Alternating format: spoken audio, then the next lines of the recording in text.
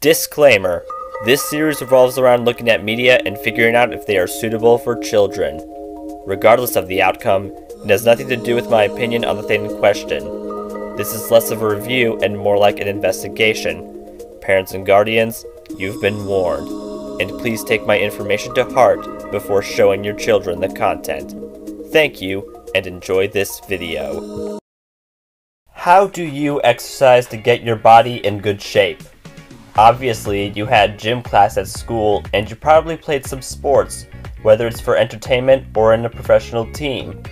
Me, aside from movies, TV shows, and games, I'm into music, and thankfully, the Just Dance franchise is there, and we got JD 2022 very recently. The series was made for family entertainment, yet some elements featured in the games would suggest otherwise. To be clear, no spin-offs will be discussed here, meaning I'll only be talking about the main games in this deep dive on evaluating if children can interact with them. Hang up that disco ball onto your ceiling and grab a water bottle because I must bust some moves pronto. Hey, I'm Owen, the fiction fanboy, and welcome to another installment of Is This for Kids? Just Dance. Normally, I'd tell you about the story of the series, but the thing is, Just Dance isn't really known for having a plot. It's more like a collection of dances to different songs made for parties. So in a way, all these games are virtually the same, and this is especially true for those who have been playing the 7th gen versions of JD 2016 through 20, since the UI in those entries were ported from JD 2015 due to the lack of power the Wii, Xbox 360, and PS3 had. That being said, the 8th gen versions of JD 2017 had the Just Dance Machine mode, which is as close as we get to a story. Well, until the announced movie comes out. Anyway, I figured I should start with that, and then get to the other aspects of the games. Two aliens, which remind me of those small puffer balls I played with in the past, are dancing in their flying saucer, and the fun ends when the lights go out. Dancing energy is required to fuel their spaceship, giving them the urge to abduct a dude from Earth as to how they should go about it. Your goal is to make the experiment satisfactory by performing short routines and getting more hits, green, and not too many misses, red. Some experiments contain a cosmic round that make the speed of the dance different from the normal routines. After doing 5 randomly chosen routines, the energy you collected is calculated and gets put in the UFO's battery.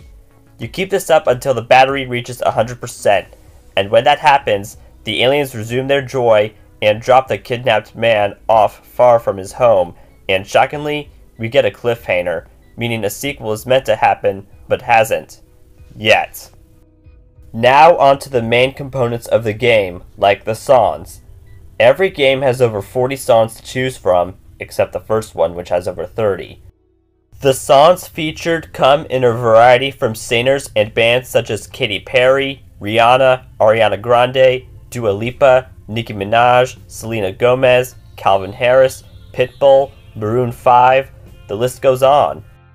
As impressive as the long list of artists is, Ubisoft doesn't have the rights to specific tunes by particular people, hence why there are covers of songs, with this mostly happening to Britney Spears. In addition, some bad words or phrases in the songs would have to be censored in order to maintain family friendliness. Same would apply for titles like CeeLo Green's F-Bomb You was changed to Forget You, Britney Spears' Work Bit CH to Work Work, and the abbreviated version of the name Sweet Little Unforgettable Thing had to be unabbreviated due to the meaning of the word. Not to mention, lately, Doja Cat's Boss Bit CH got a cover and title change, thus Boss Witch by Scarlet Claw was born.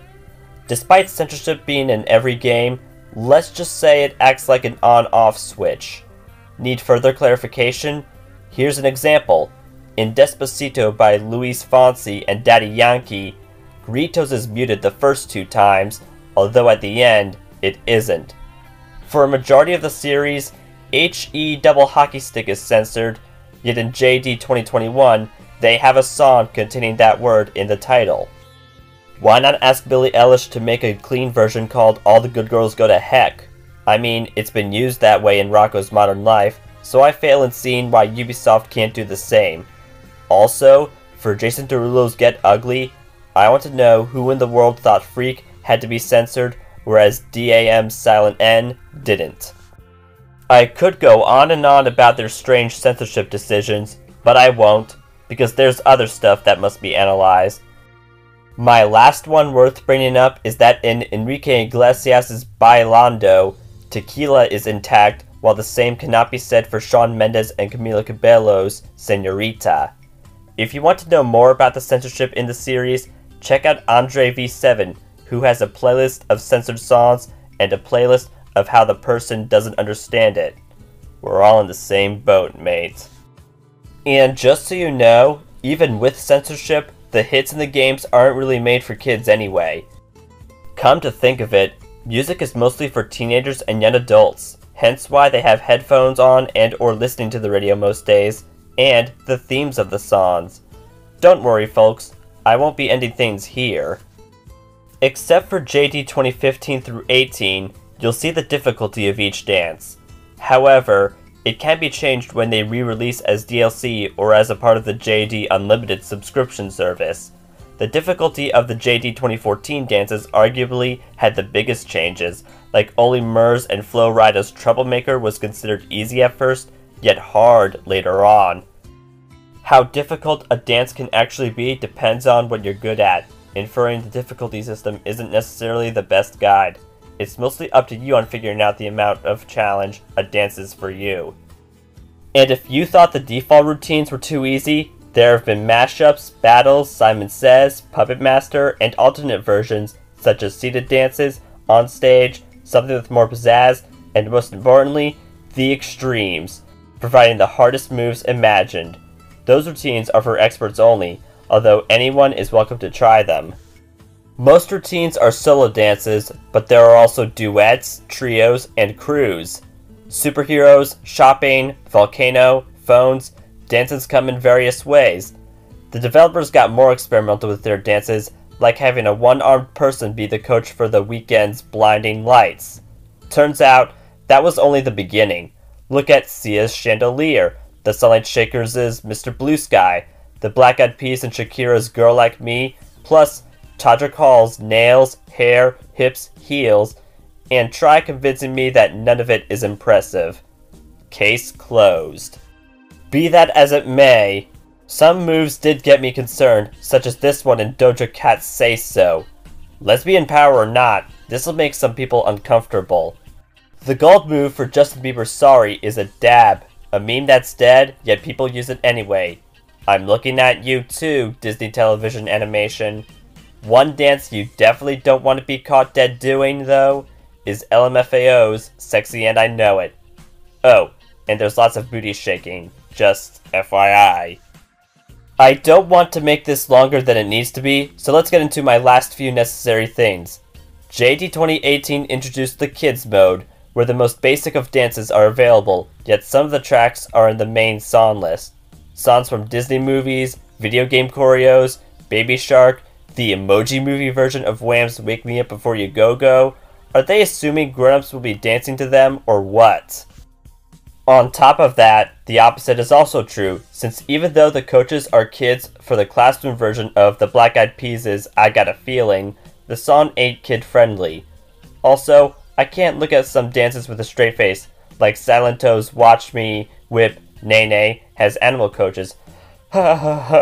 Furthermore, the song had a map with members of a family dancing.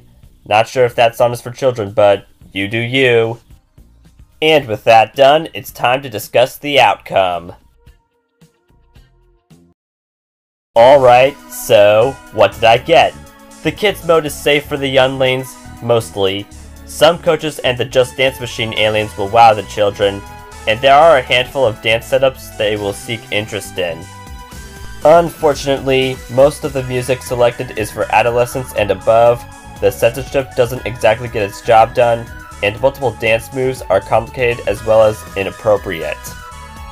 So, is Just Dance for kids? My observation is maybe. I'd probably wait for the youth to be 12 years of age and have adults around, and the teenagers are okay on their own. They came pretty close to going from E10 Plus to T, but believe it or not, JD 2019 and 2021 were surprisingly rated E, and they certainly do not deserve that. Huge mistake. That, ladies and gentlemen, concludes this installment of Is This for Kids?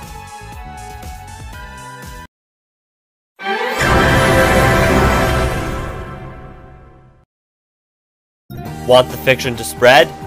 Then please like, subscribe, share, and turn on notifications. Don't forget to also comment below and follow me on Instagram for teasers and thumbnail previews of future YouTube videos. Thanks for watching, look forward to seeing you again, and have a good night-o!